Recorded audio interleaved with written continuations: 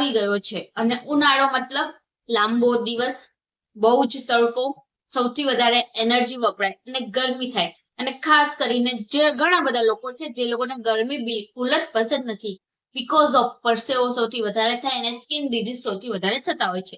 અને એમાં ખાસ કરીને જાડા લોકો, જે લોકોને પરસેવાની તકલીફ અને સ્કિન ડિઝીઝની તકલીફ સૌથી વધારે થતી હોય છે. તો એવા લોકો માટે આજે હું એક ડાયટ પ્લાન લઈને આવી છું કે જેની મદદથી તમે એક અઠવાડિયામાં 2 થી 3 કિલો વજન ઓછું કરી શકો છો. અને આ ડાયટ પ્લાન એવો છે જે ખુદ મેં ફોલો કરીને મારું વજન મેં અઠવાડિયામાં 2 થી 3 કિલો જેટલું ઘટાડ્યું છે અને ઉનાળામાં એકદમ ફિટ રહી છું.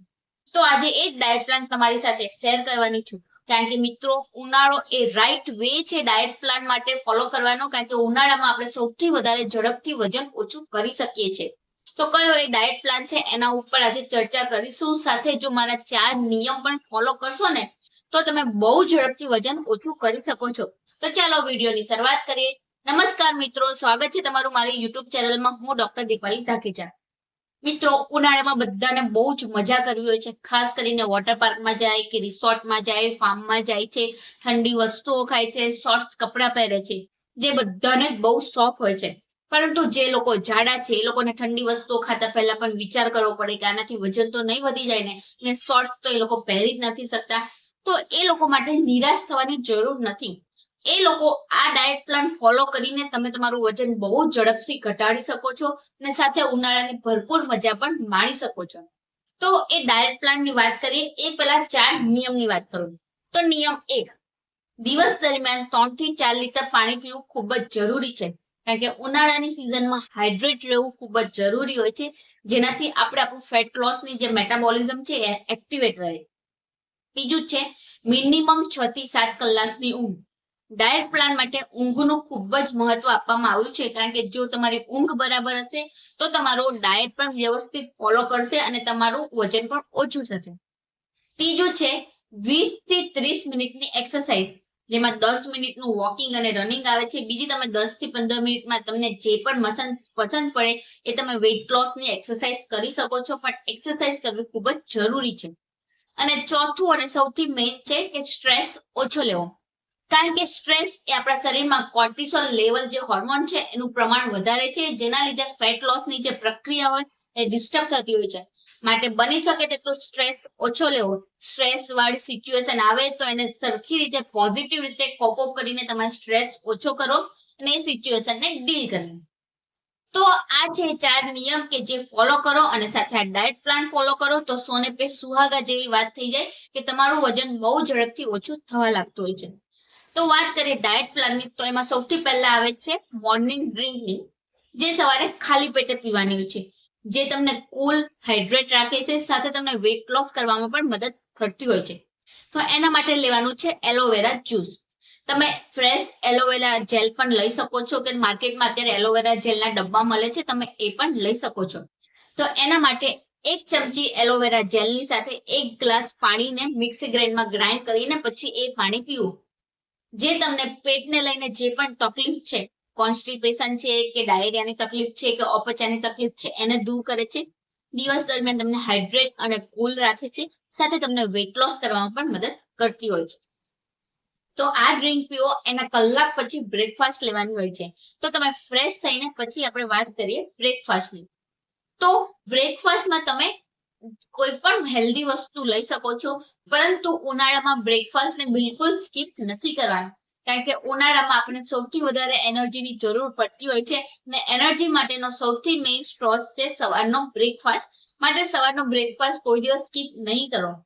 તમે બ્રેકફાસ્ટમાં ચીલા કે પુડલા લઈ શકો છો. તમે મગની દાળના પુડલા લઈ શકો, કે ચણાના લોટના પુડલા લઈ શકો, કે વેજીટેબલ રવાના પુડલા પણ લઈ શકો છો. આના માટે ઘરમાં બની શકે તેટલા બધા વેજીટેબલને ફાઇનલી ચોપ કરીને તમે એમાં મિક્સ કરીને બની શકે તેટલા ઓછા અને તેલમાં ઘીમાં બનાવીને તમે લઈ શકો. મિનિમમ 2 થી 3 પુડલા લેવાના છે. આની સાથે તમને જો ચા કે કોફીની આદત હોય તો એ લઈ શકો છો, પરંતુ વિધાઉટ સુગર. તમે પુડલાની સાથે દહીં કે ગ્રીન ફુદીનાની ચટણી પણ લઈ શકો છો, જે તમને હાઇડ્રેટ અને કુલની ફીલિંગ રાખે છે. આમાં પુડલા બનાવો ત્યારે તેમાં પનીર બની શકે તેટલું એડ કરો, કારણ કે એ પ્રોટીનનો સોર્સ છે જેમાંથી તમને પ્રોટીન પણ મળી જશે અને તમને એકદમ ફૂલનેસ અને રિફ્રેશની ફિલિંગ થશે, સાથે તમે એમાં ટેસ્ટ પણ આવશે, જેના લીધે તમને એવું નહીં થાય કે તમે ડાયટ પ્લાન ફોલો કરો છો. તો આ છે બ્રેકફાસ્ટની રેસીપી. તો હવે આગળ વધીને વાત કરીએ મિડ મોર્નિંગ સ્નેકની, જે અરાઉન્ડ 10 થી 11 વાગે લેવાનું હોય છે. આને બની શકે તેટલું સ્કીપ નહીં કરો, કારણ કે 10 થી 11 વાગે તમે આ વસ્તુ લેશો તો તમને બપોર સુધીનું પેટ ભરેલું રાખે અને કોઈ બીજી વસ્તુ તમે ખાવ નહીં. તો આના માટે તમે કોઈ પણ એક સિઝનલ ફ્રૂટ લઈ શકો. અત્યારે ટેટી, તરબૂચ, દ્રાક્ષ સૌથી વધારે આવતી હોય છે, તો તમે એક બાઉલ ભરીને ટેટી કે તરબૂચ લઈ શકો છો, પરંતુ એનું જ્યુસ નથી બનાવવાનું, ફ્રેશ ફ્રૂટ જ લેવાનું છે. તો હવે આગળ વધીએ અને વાત કરીએ લંચની. અત્યારે ઉનાળાની ગરમીમાં આપણે જયારે પરસેવાથી તરબોળ થઈને ઘરે આવીએ ત્યારે આપણે લંચ લેવાનું પસંદ નથી. આપણે ખાલી ને ખાલી છાશ કે દહીં પીને પેટ ભરતા હોય છે, પણ એવું નથી કરવાનું. થોડું તો થોડું જમવાની ટેવ જરૂરથી પાડો. તો આમાં હું તમને 2 ઓપ્શન આપું. જે લોકોને રોટી પસંદ છે એ લોકો રોટી ખાઈ શકે છે, કે જે લોકોને રાઈસ પસંદ છે એ લોકો રાઈસ ખાઈ શકે છે. પરંતુ જો રોટલી ખાવી હોય તો 2 જ રોટલી ખાવાની છે. અને તમે ઘઉંની જગ્યાએ તમે ચણાના લોટની કે જુવારની રોટલી પણ ખાઈ શકો છો. જે તમે એક નાનો રોટલો લો એ તમારા માટે મીડિયમ છે. એની સાથે 1 વાટકો ભરીને શાક, 1 વાટકો ભરીને સલાડ અને સાથે દહીં કે છાશ લેવી ખૂબ જ જરૂરી છે. તમે શાકમાં અત્યારે લીલા શાકભાજી જે પણ મળે છે તે ત્યાં તમે કઠોળ લઈ શકો છો. હવે વાત કરી રાઈસની. તો જે લોકોને ભાત ખાવાના પસંદ છે, જે લોકોને ભાત ખાયા વગર ચાલતું નથી, તો એ લોકો 1 મીડિયમ વાટકો ભરીને ભાત અને 1 વાટકો ભરીને દાળ લઈ શકે છે, અને સાથે દહીં અને છાશ અને 1 વાટકો ભરીને સલાડ લેવું ખૂબ જ જરૂરી છે. તમે જે પણ છાશ પીવો કે દહીં પીવો, તમે એમાં ફુદીનાનો પાવડર, શેકેલા જીરાનો પાવડર એડ કરો, કે જેનાથી તમે જે પણ ખાવ છો એ બરાબર પચી શકે. જે ખાવ છો એના જે પણ ન્યુટ્રિશન છે તે શરીરમાં સરખી રીતે એબ્ઝોર્બ થઈ શકે. અને આવી રીતે તમે મીડિયમ પ્રમાણમાં ખાશો તો પેટ પણ ભરાઈ જશે, સાથે તમારું જે કેલેરી છે એ પણ યુટિલાઇઝ થઈ શકે.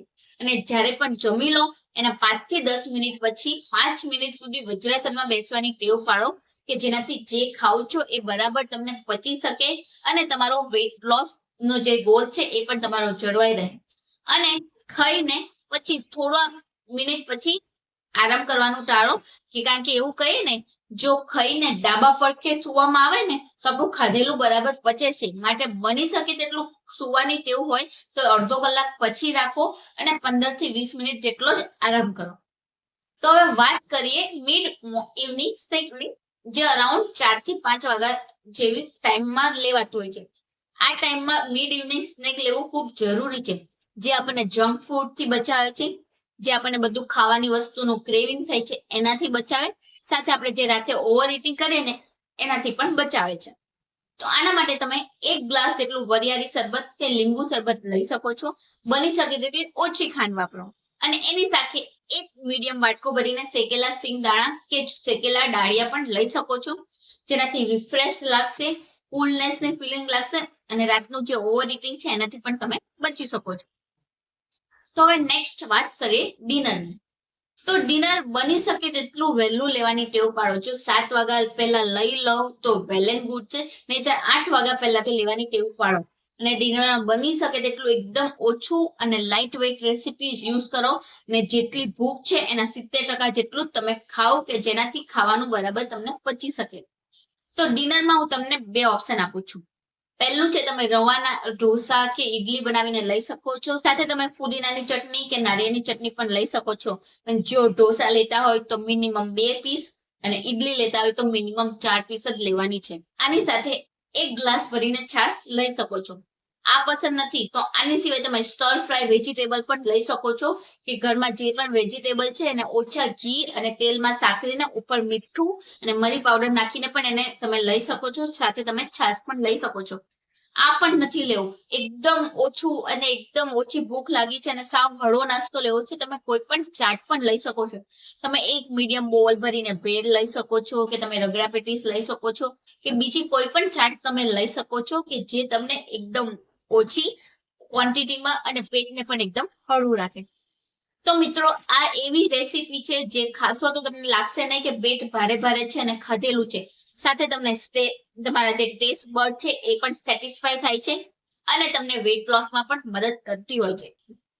તો જમ્યા પછી 10 થી 15 મિનિટનું વોકિંગ કરવું ખૂબ જ જરૂરી છે, કારણ કે વોકિંગ કરશો તો ખાવાનું છે એ બરાબર પચી શકે છે એટલે તમારો વેઇટ ગેઇન પણ નહીં થાય. તો હવે આગળ વધીને લાસ્ટ આવે છે બેડ ટાઈમ ડ્રિંકની.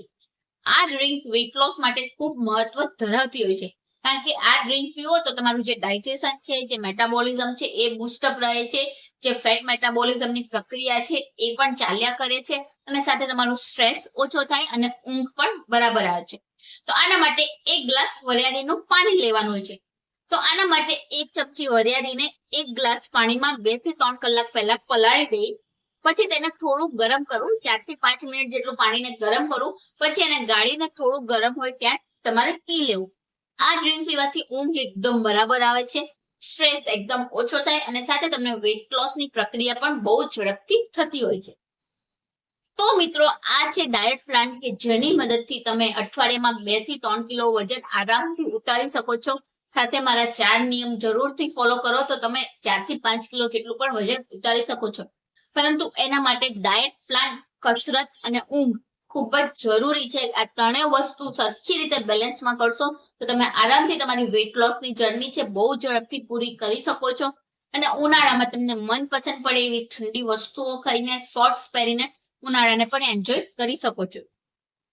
જો તમને પણ તમારો પર્સનલ ડાયટ પ્લાન જાણવા માંગતા હોય તો નીચે આપેલા નંબર ઉપર તમે કોન્ટેક્ટ કરીને તમારી વેઇટ લોસની જર્ની મારી સાથે સ્ટાર્ટ કરી શકો છો, કારણ કે અમે પર્સનલ ડાયટ પ્લાન પણ આપીએ છીએ જે તમારા બોડીને અકોર્ડિંગ તમને સૌથી વધારે અનુકૂળ રહે.